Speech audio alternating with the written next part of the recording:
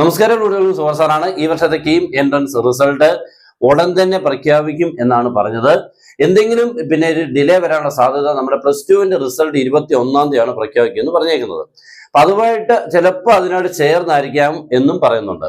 പിന്നെ കാരണം എന്ന് വെച്ച് കഴിഞ്ഞാൽ +2വിന്റെ റിസൾട്ടൂടെ വന്നെങ്കിൽ അതിന്റെ മാർക്ക് അപ്ലോഡിംഗ് ഒക്കെ നടക്കുള്ളൂ.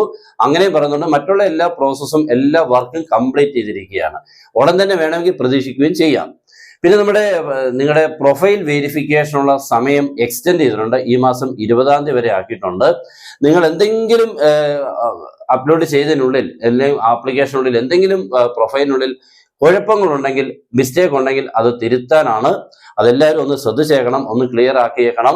കാരണം എന്തെങ്കിലും മടി വിചാരിച്ച് ചെയ്യാതിരുന്നു കഴിഞ്ഞാൽ എന്തെങ്കിലും പിന്നെ വന്നു കഴിഞ്ഞാൽ അത് പ്രോബ്ലം ആവും. 20-ാം തീയതി 3-ാം തീയതി വരെയാണ് ഇപ്പോൾ ഇട്ടേക്കുന്നത്. എനിക്കൊന്ന് അതുമായിട്ട് 21-ാം തീയതി റിസൾട്ട് വരെയല്ലോ.